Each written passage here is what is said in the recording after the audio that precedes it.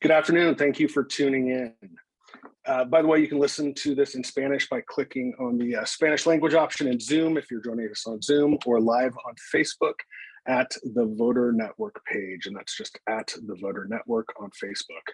I'm Michael Popa, Executive Director of Mainstream Coalition and the Voter Network, and I'm joined today by Irene Caudillo, El Centro, Martha Pint, League of Women Voters of Kansas, Sharon Brett, ACLU of Kansas, Dr. Beryl New, Kansas African American Affairs Commission, and Thomas Witt, Equality Kansas. We're here representing KS Fair Maps, a new nonpartisan grassroots education and engagement effort of organizations and individuals who want to see a redistricting process that is equitable and accessible to all Kansans, is free of partisan bias, allows for meaningful participation, and results in fair maps with districts of equal population based on the Constitution, law, and communities of interest. We were spurred to action out of concerns for the path our state's redistricting process is currently taking, especially after the December 17th discussion by members of the Redistricting Advisory Group. We're calling on legislators to put Kansans above political parties and commit to fair and transparent redistricting process. In a letter sent yesterday, KS Fair Maps urged the Redistricting Advisory Group and committees on redistricting to make critical changes and remove barriers to participation so that Kansans, and especially marginalized populations, can more equitably participate in the creation of fair maps. Specifically, we are urging the members of the Senate and House committees on redistricting to remove the unnecessary hurdle of requiring a legislative sponsor to submit maps, eliminate physical and technical barriers with opportunities to participate virtually and with ADA compliant translation and interpretation accommodations, create and communicate a transparent timeline so that both legislators and the public can be aware of crucial deadlines and have adequate time to provide feedback on maps produced by these communities, and commit to the inclusion of community input from all Kansans, especially marginalized communities, without preference given to selected individuals or organizations representing specific political interests.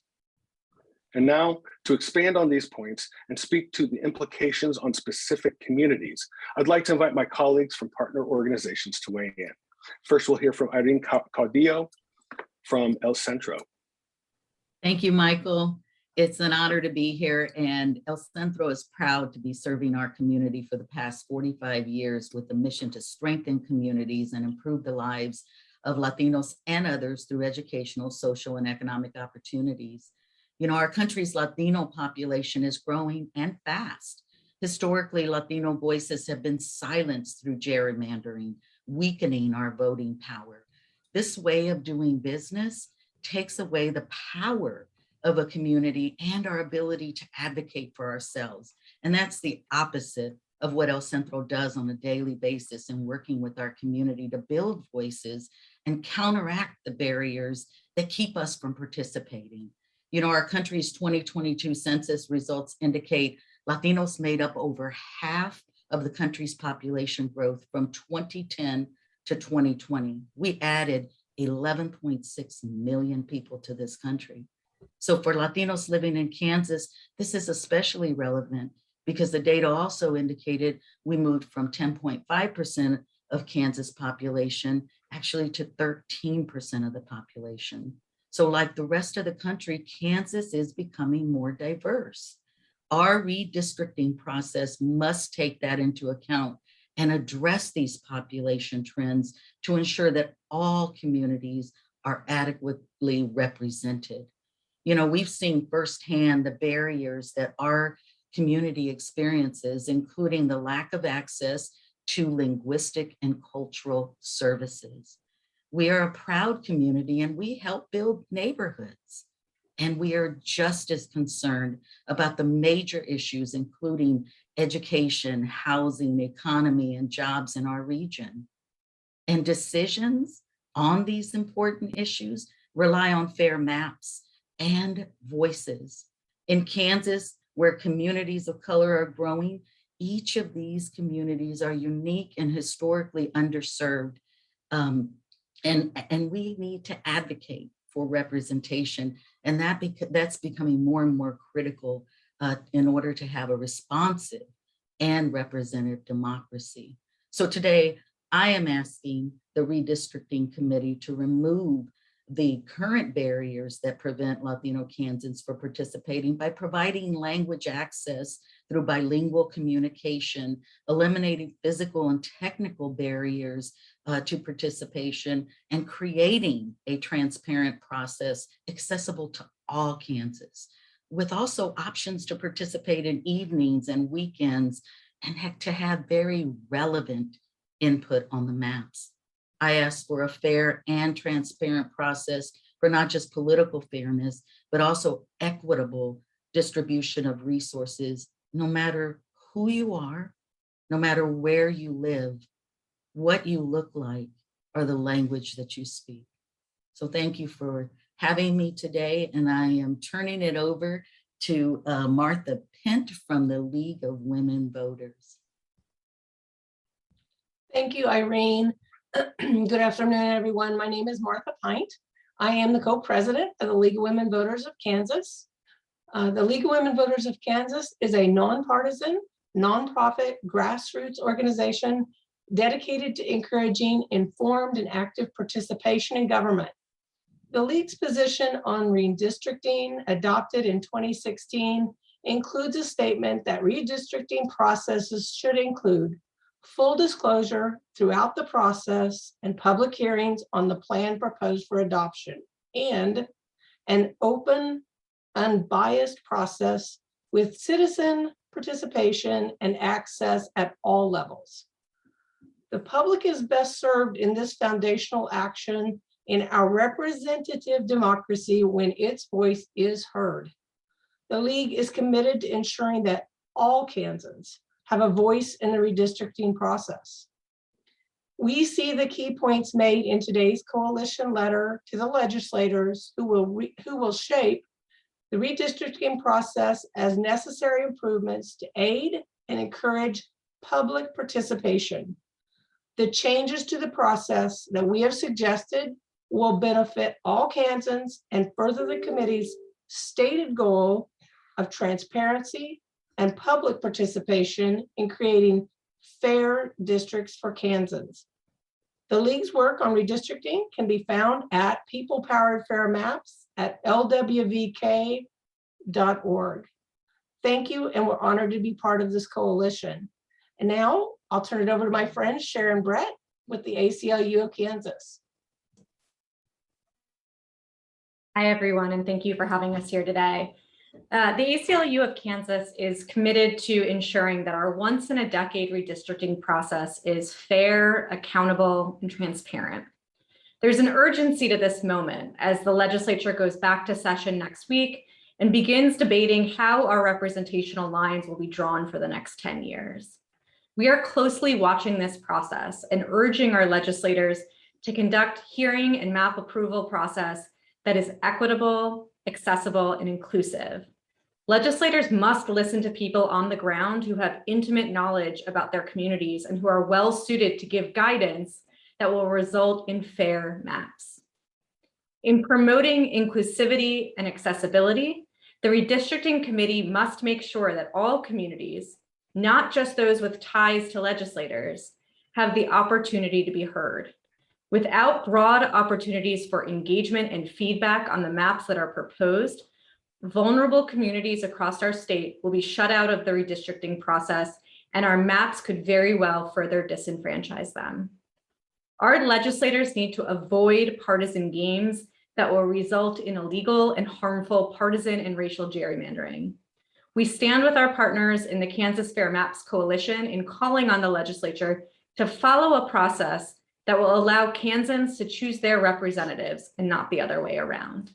And with that, I'm going to pass to Dr. Beryl New. Thank you. Good afternoon, everyone, and thank you for your willingness to hear the concerns of this coalition today. Historically in Kansas, and specifically in our large municipalities, red line districts have been the areas where a disproportionate number of Black and Brown citizens reside. At the same time, wealthy individuals have been discouraged from purchasing homes in these areas. This practice that is more than a century old now has imposed residual effects on our Kansas communities. If you were to layer maps indicating community wellness, food accessibility, public transportation access, projected longevity, and average household income over the redlined areas, you would find that correlations exist and persist. Gerrymandering and redlining are first cousins. Their parent sets are racial hatred and racial supremacy, kin to fear and ignorance. After the events we have witnessed before and after January 6, 2021, the curtain has been pulled on these dysfunctional family issues, and we now know better. It is time that we choose to do better as a state which once stood for free human rights and embraced all people, whether they came from Massachusetts or Mississippi. It is time for fairness to be evident. It can be no more evident than what can be demonstrated to the entire Kansas populace as evenly drawn boundaries on a map. These boundaries represent where people live. These boundaries honor each and every Kansan who lives in these neighborhoods, cities, and counties. These boundaries show the nation and the world that, once again, Kansas knows how to stand for equality, justice, and the rights of every citizen within its bounds. Kansas has always known how to do things. This is not the time to give in to peer pressure and act like we have had no home training and no historical grit.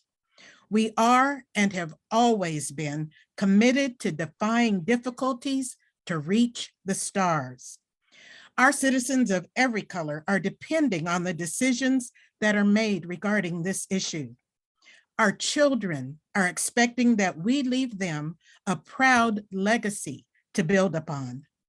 And most of all, our conscience should hold us to a standard of justice and fairness. If not, we have more issues than a jigsaw set of boundary lines. And at this time, I will pass it on to Thomas Witt with Equality Kansas. Thank you, Dr. New. Good afternoon, everybody. So not all gerrymandering is about drawing non-geographic lines. As you know, I represent Equality Kansas, which is the advocacy group for LGBT Kansans. And starting with the 06 cycle, election cycle, we worked for years to get openly LGBT people elected to the state legislature. We wanted our seat at the table. We were unsuccessful every election cycle until 2018. And in 2018, we saw the elections of Sharice Davids to U.S. Congress and Brandon Woodard and Susan Ruiz to the Kansas House of Representatives. All three of them beat Republican incumbents. They earned those seats. They ran for re-election in 2020, and they were all re-elected. They're not and they didn't do this by choosing their voters through geographic gerrymandering. They challenged sitting incumbents, long-term incumbents. And also in 2020, running for an open seat in what is a Democratic district, Stephanie Byers became the first openly transgender member of the Kansas legislature. Again, she earned that seat the hard way. She went out and campaigned against a well-funded opponent and was successful. So we know how geographic gerrymandering works. By drawing communities of interest or racial identity, either packing them or cracking them. But I think those of you who've been in the State House for any length of time also know that gerrymandering can take on a very personal aspect. I'll take the reporters here that were around in 2012 with the shenanigans in the Senate that year with fights over who was going to be opposing whom in the Republican primaries, and drawing people into districts and drawing people out of districts. On the House side, a number of incumbents were drawn out of their districts. And it was, again, all very personal, the way those maps were developed. We're probably going to see some repeat of that this legislative session. And our position is going to be, we earned the 4 seats that we have the hard way. We will fight any attempt by the legislature to draw the incumbent LGBT lawmakers out of their seats.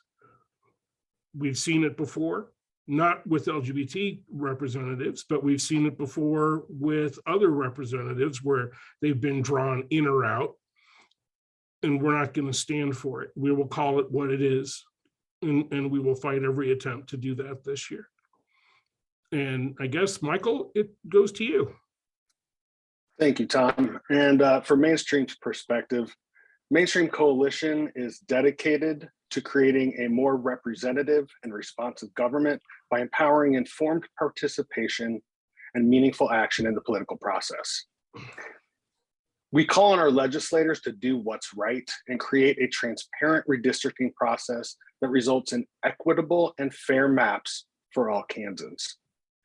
Over the past few months, we've seen this legislature hand select private citizens to participate in important conversations about our public health and education while not providing similar opportunities to those who may disagree with the legislative majority.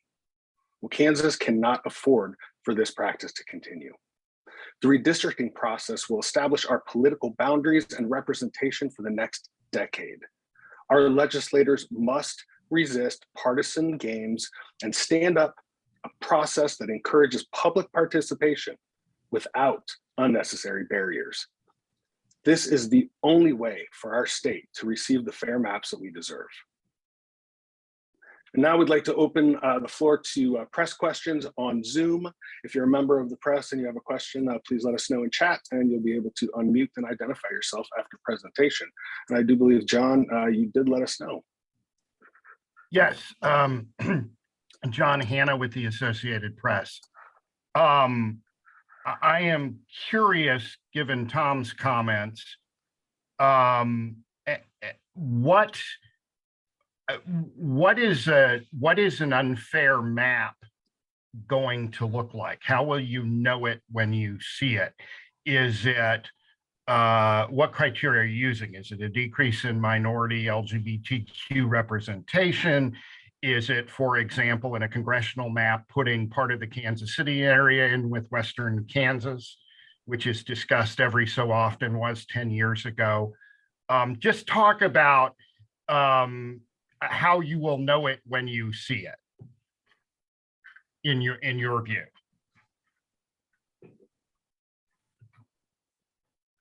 John, is that question directed at one of us specifically? Well, not really. I mean, there are a number of folks on this call who represent groups that deal with disadvantaged communities, so I'd like to hear from them. And then Sharon, since she works for the ACLU, and I'd like her to discuss this in the context of the US Supreme Court's decisions, where basically they went hands off on questions of whether something's overtly political. And correct me if I'm stating that incorrectly.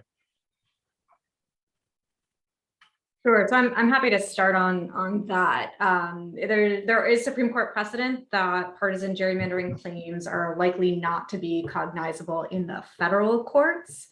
But those decisions from the Supreme Court don't talk about potential claims that could be brought under state constitutions in state courts. And we have a really robust Bill of Rights in the Kansas state constitution that protects many of the same principles that exist at the federal level. And so when we are looking at maps, what we want to be doing is making sure they don't violate any provisions of the Kansas Constitution, the Kansas Bill of Rights, and that partisan gerrymandering isn't occurring. So if there's a deliberate attempt to gerrymander in a partisan way, that's something that could have legal ramifications in the Kansas state courts, and that we'll want to be paying attention to. I'll let other groups talk about it from the particular perspective of the communities that they serve.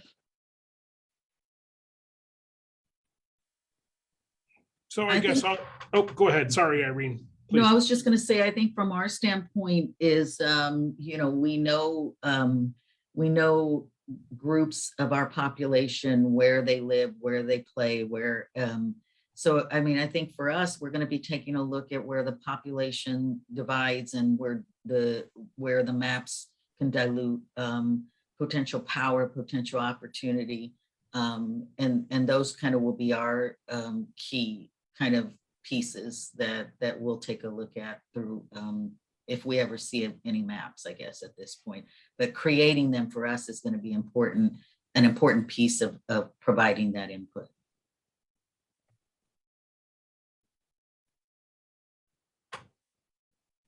Well, I don't actually have a map in my possession that I could look at right now, but I did attend the redistricting hearing that was at Kansas City, Kansas Community College a few months ago.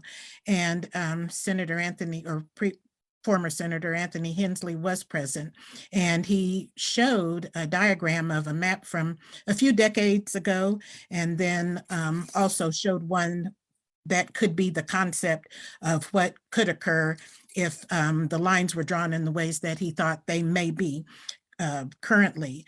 And the way that Wyandotte County would have been separated from Johnson County, Mr. Witt, you talked about Representative David's area, it would remove quite a few of her current constituents from being able to vote for her. And that's where we would see the real impact of taking from individuals who really need these resources and giving them to individuals who, you know, many of us assume don't have that level of need. So that's why I think it's really incumbent upon anyone who represents any other person, whether it's their own family members, to be aware and ensure that things are done fairly and equitably and reasonably, because the map he had, it was just a jigsaw of lines that made no logical sense, I would think, to the common Kansas citizen who might look at the map.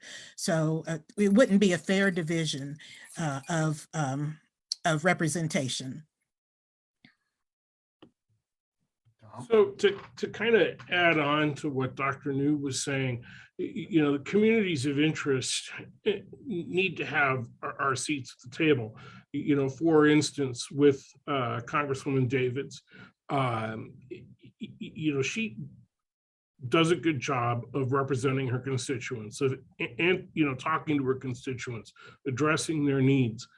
But what we have seen more and more of, in my experience over the past 17, 18 years that I've been involved in this, is representatives and senators in the state house aren't in a hurry to address issues raised by constituents who may be on the other side of the political aisle.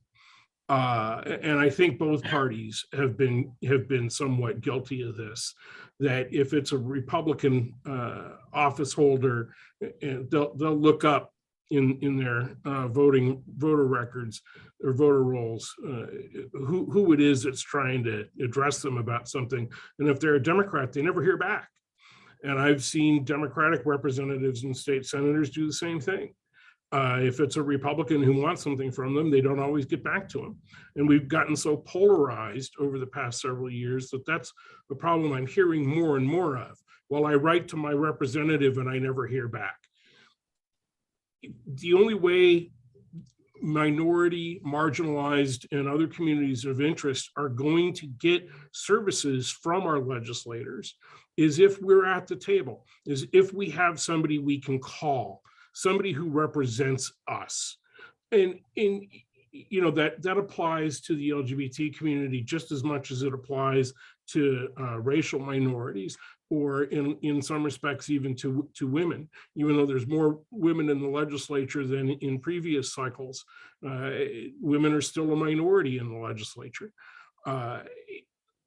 If we don't have somebody that will hear us, it puts us at a disadvantage in daily life.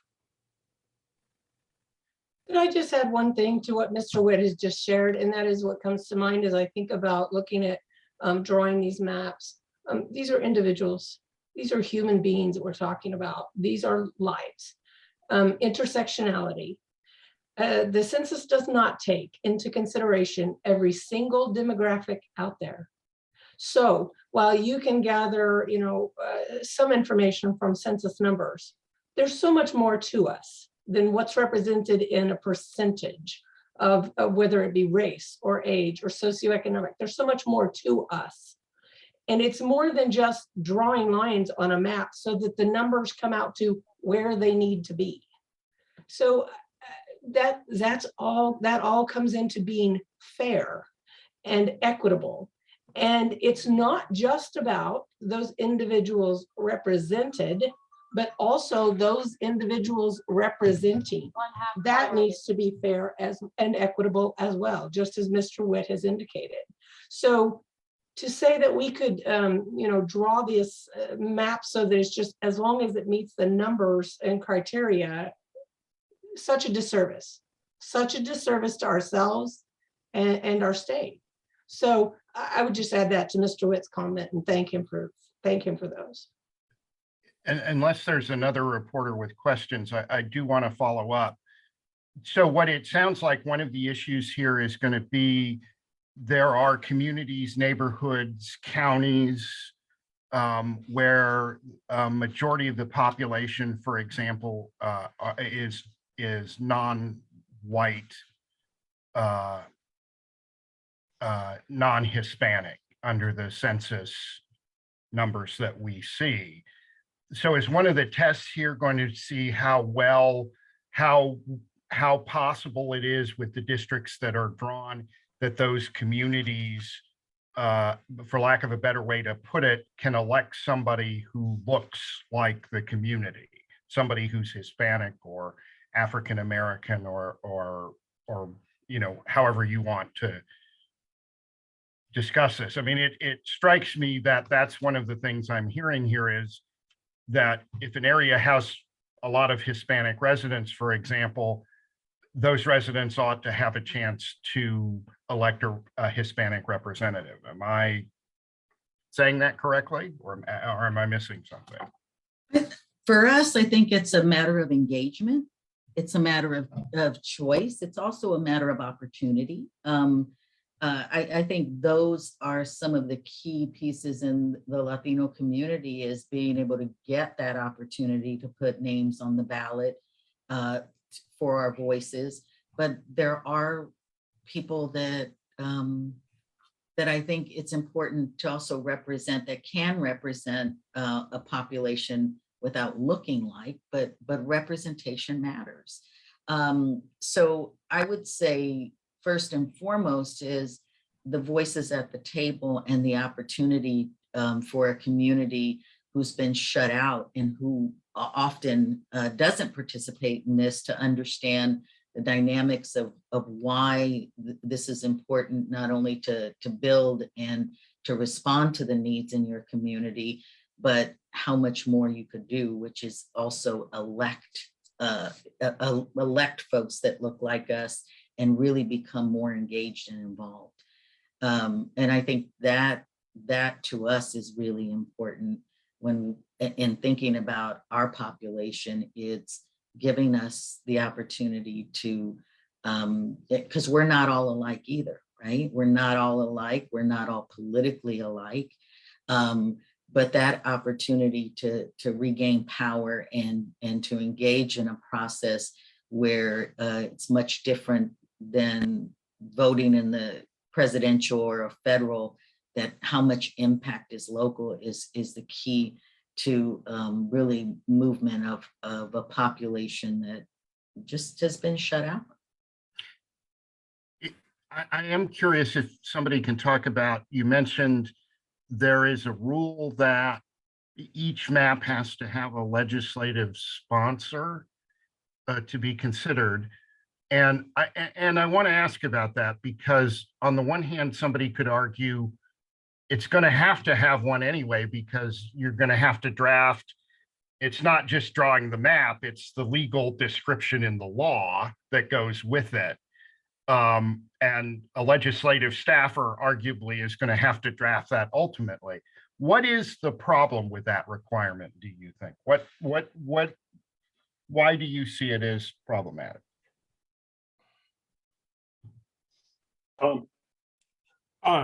It basically means people that have good connections with legislators, which is a very small percentage of the population, or lobbyists who are in good favor with a legislator. But those are the only people that are going to be able to be part of that process of submitting potential maps. You talk about, some staffer somewhere is going to have to deal with it. Well, right. That's, I think, what we pay taxes for, is for our government to, handle our constitutional right to petition our leaders. Saying you have to have a legislative sponsor. There's a word I don't use often because I don't like it, but it smacks of elitism in the most negative way possible. If you're not one of us, get the hell out.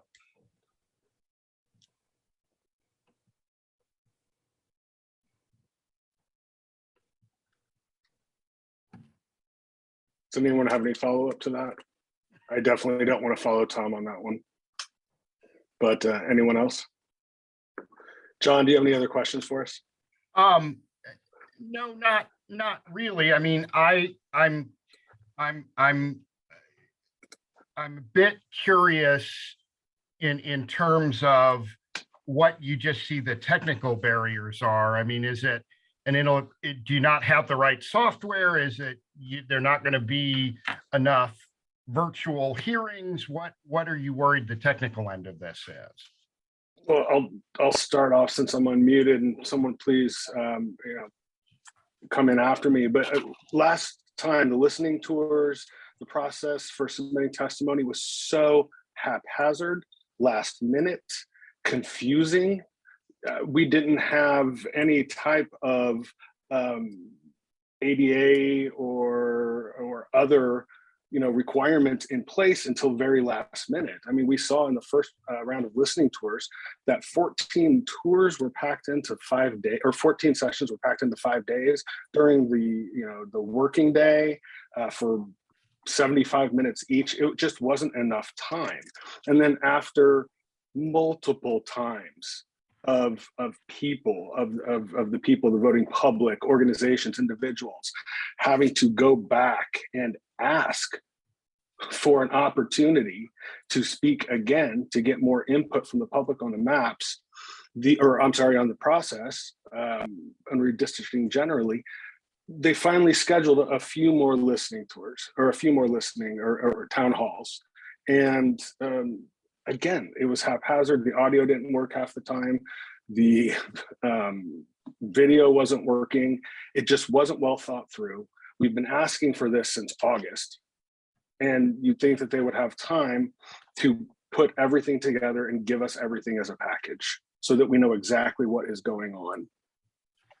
Well, I just, as an aside, and maybe you all can comment on this, it strikes me the argument, though, about language services, American Sign Language, that sort of thing that's an argument you could make for the legislature generally in terms of all of its hearings and proceedings, not just redistricting.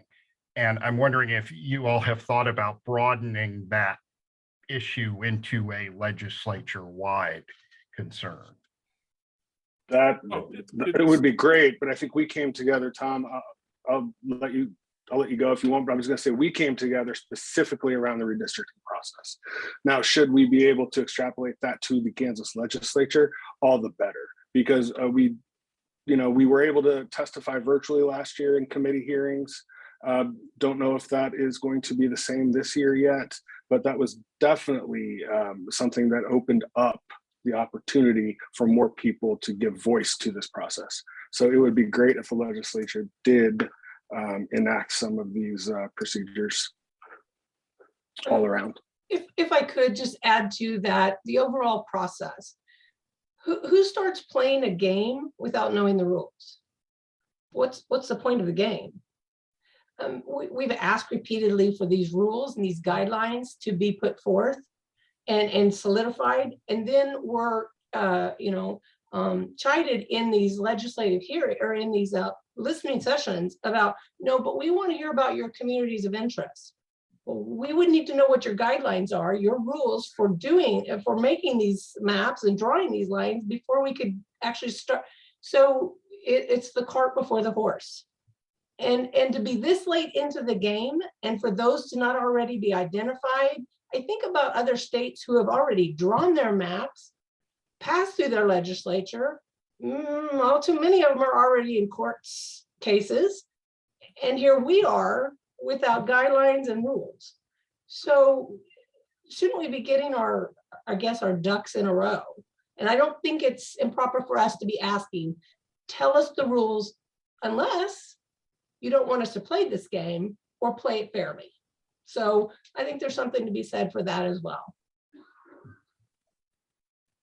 Okay, that's all I have. I feel bad because I feel like I'm not giving some of my colleagues an opportunity here, so I'll stop. Thank you, John. Are there any other press questions on Zoom? I don't see any in the chat, but here's the last call. Time for you to please go ahead and unmute yourself and turn on your camera if you'd like to identify yourself before you ask a question.